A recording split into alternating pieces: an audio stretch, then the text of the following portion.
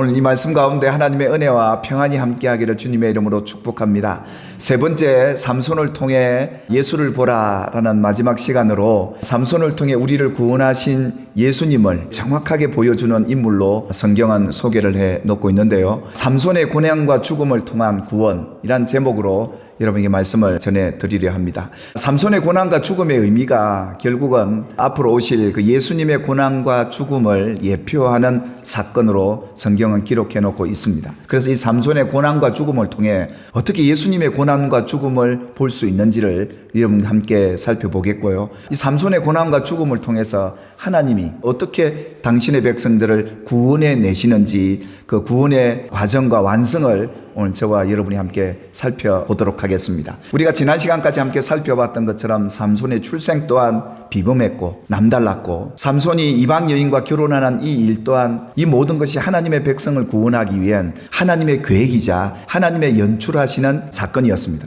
또 이 삼손이 겪었던 거짓, 배유, 협박, 결국 그 처갓집의 가족들까지 몰살시키는 이런 죽음에 이르기까지 많은 고난과 아픔을 삼손이 경험을 했죠. 그가 그러면서 너희가 이같이 블레셋 사람이 삼손에게 행했던 이 일들을 통해서 내가 원수를 갚고야 말리라 하며 그때부터 블레셋 사람들을 멸하기 시작을 했죠. 그러면서 많은 사람을 쳐 죽이고 이 삼손이 유다로 올라가서 에단 바위 틈에서 언둔하게 됩니다. 이 사실을 안 블레셋 사람들이 유다에 쳐들어와서 유다 사람들을 괴롭히기 시작합니다. 삼손을 잡아가기 위함이었죠. 유다 사람들이 어찌하여 너희가 우리를 이렇게 괴롭히냐, 그러니까 삼손이 우리 민족을 괴롭히고 죽였다, 이 삼손을 잡아가려고 이렇게 왔다 밝히게 되죠. 그때 유다 사람들이 3,000명이나 에단 바위 틈에 있는 삼손에게 찾아가서 너희가 블레셋 사람이 우리를 다스리는 줄 모르고 이렇게 했느냐, 지금 우리가 이런 괴로움을 받고 있는데 삼손 너 때문이 아니냐 그랬던 것이죠. 그러니까 삼손이 그 말을 듣고 있다가 그들이 내게 행한 대로 내가 갚았을 뿐인데 삼손이 또한 항변을 하게 됩니다. 그 이 얘기를 듣고 난 뒤에 이 블레셋 사람에게 넘겨주려고 왔던 이 유다 형제들에게 자신을 내어 맡깁니다. 그러면서 뭐라고 맹세를 하느냐면 너희들은 나를 손대지 마라. 그리고 손을 묶고 블레셋 군대에게 이 삼손을 넘겨주게 되죠. 자기 민족, 자기 형제들에게서 넘김을 받게 되는 이런 안타까운 성경의 사건은 앞으로 오실 예수님이 행하실 그 일의 예표였습니다. 예수님이 겟세마네 동산에서 기도하고 내려오시는데 예수님의 제자 가룟유다가 많은 군대를 데리고 대제사장과 바리새인들 수하에 있던 사람들을 데리고 횃불도 들고 무기도 들고 예수님 한 사람 잡으려고요 오지 않습니까? 그때 예수님이 뭐라고 하십니까? 요한복음 18장 8절에 그러지 않습니까? 내가 바로 너희가 잡을 당사자다. 그러니 이 사람들은 가게 해라. 그들에겐 손을 대지 마라 하면서 그 형제들을 보호하고 지킵니다. 예수님이 잡혀가시더라도 나를 따르는 제자들 중에 한 사람도 잃어버리는 것이 하나님의 뜻이 아니기 때문에 나만 잡아가거라 하면서 예수님 당신을 넘겨주게 되는 이런 일들이 예수님의 하신 일 속에 나타나죠. 예수님 마지막 유월절 식사를 하시면서 저는 예수님 위해서 죽는 데까지 따라가겠습니다. 옥에까지 가겠습니다. 이랬던 베드로에게 예수님이 뭐라고 얘기하시냐면 오늘 밤 닭 울기 전에 네가 3번 나를 부인하게 될 것이다. 예수님이 사랑하는 당신의 제자 베드로에게 너는 나를 부인해서 나와 떠나고 나와 아무 관계 없다고 말해야 한다. 그래야 네가 산다 라는 거였습니다.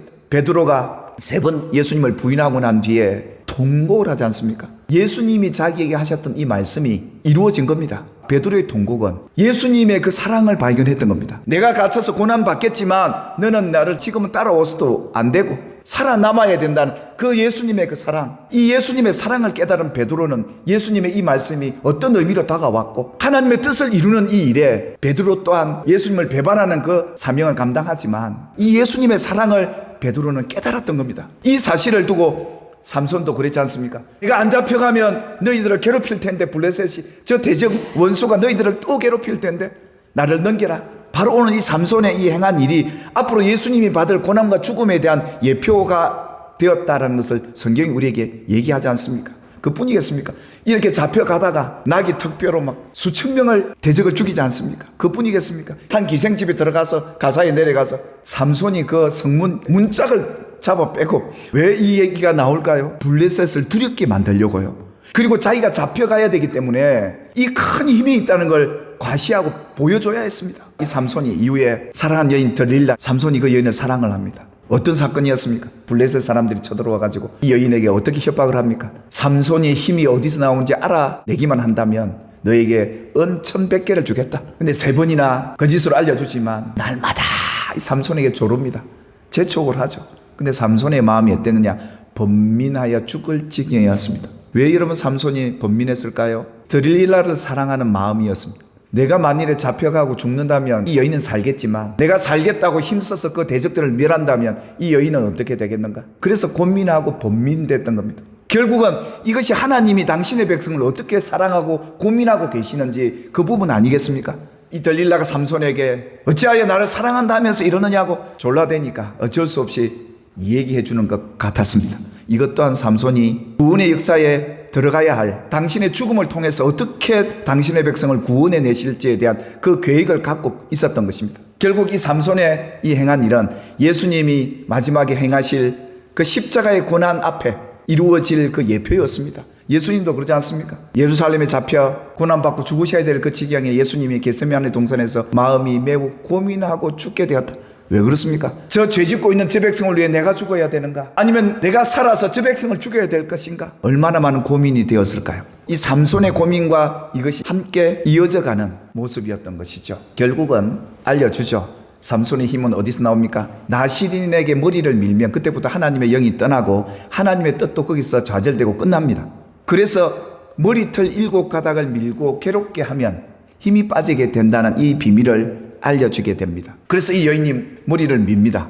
하나님이 삼손에게서 떠나가게 됩니다. 나시린으로서 기간이 정해져 있을 때 나시린이 머리를 밀게 되면 그때부터 사명이 끝나게 되죠. 하나님의 뜻도 거기서 멈추게 됩니다. 나시린에 대한 법도를 민수기 6장 5절에 보면 나시린은 절대로 삭도를 머리에 대지 말라 했던 겁니다. 머리 깎지 말라 이 말입니다. 그래서 머리를 기르고 다녔던 겁니다. 또 이것을 밀게 되면 그때부터 부정하게 되어서 하나님의 뜻이 이루어지지 않고 그 이상 이제는 나시린이 되지 않는 겁니다. 이 나시린에게 여러 가지 많은 계명들이 있었는데 나시린은 절대 시체를 가까이 해서는 안 됩니다. 부모 형제가 죽더라도 가까이 하지 말라 했던 겁니다. 그래서 머리를 밀고 만일에 이렇게 더럽히면 그때부터 기한이 끝납니다. 기한이 끝나고 만일에 다시 머리가 새로 나면 그때부터 새로 전환되는 겁니다. 나시린으로서 하나님의 뜻을 이룰 수 없다라고 무효가 돼버리는 겁니다. 그런데요, 다시 머리가 나서 다시 사역할 수 있는 그런 기회도 하나님이 열어놓으셨어요. 그런데 삼손은 특이했습니다. 일반 나시린과는 달리 태어나면서부터 죽을 때까지 나시린이다 이렇게 명했던 겁니다.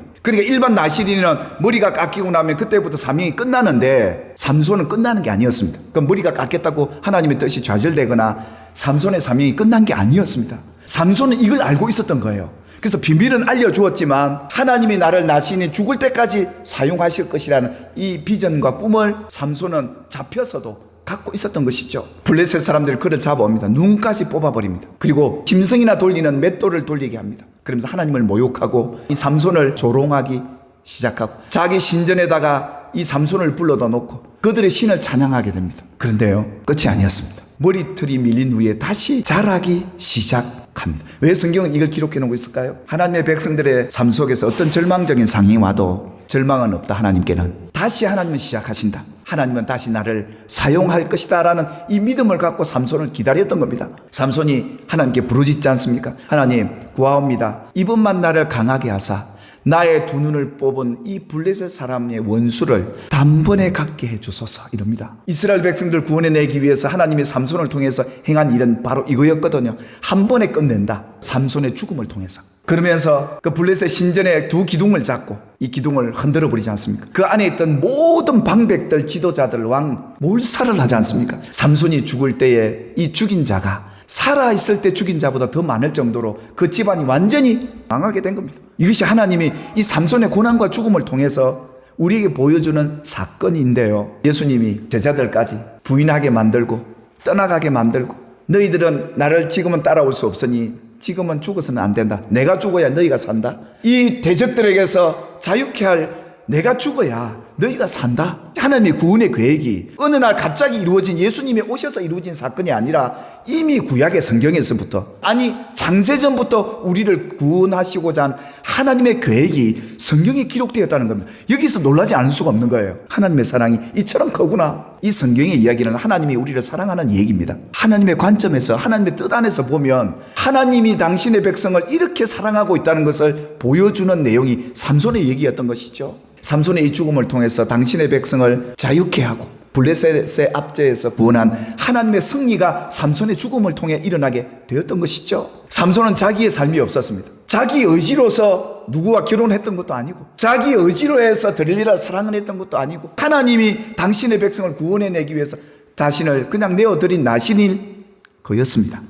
그분이 누구였습니까? 예수님 아니셨습니까? 하나님의 아들이 이 땅에 오셔서 왜 고난을 받으셔야 되고, 왜 십자가에 다른 사람이 볼 때 죄인처럼 죽어야 하느냐? 이 삼손을 통해서 예수를 보게 하는 이 구약의 사건이야말로 하나님이 저와 여러분을 향한 사랑임을 믿으시기를 바랍니다. 들릴라 삼손을 망하게 한 여인이라고 역사에 기록되어 있는데요, 하나님은 뭐라고 평가하실까요? 들릴라가 너희다 이겁니다. 유다 형제들 삼손을 대적에게 넘겨주는 그이들이 누굽니까? 우리 아닙니까? 여러분이 예수님의 고난과 죽음을 통해 여러분들이 대적에게서 마귀에게서 승리하였음을 믿으시길 바라고, 어떤 죄와 허물도 단번에 사함을 얻었음을 믿으시길 바라고, 예수님의 고난과 죽음을 통해 내가 세상에 누릴 수 없는 이 평안을 누리고 사는구나. 그리고 또한 예수님의 채찍 맞으심으로 우리가 마음과 몸의 질병까지도 나음을 얻게 되는구나. 이걸 보라는 겁니다. 이런 예수를 바라보고 믿고 살라는 겁니다. 예수님의 고난과 죽음을 우리가 기억하면서 우리가 이겼구나, 우리는 승리자구나. 그 예수님이 그러지 않습니까? 너희가 세상에서 환난을 당하지만 담대해라, 내가 세상을 이겼다.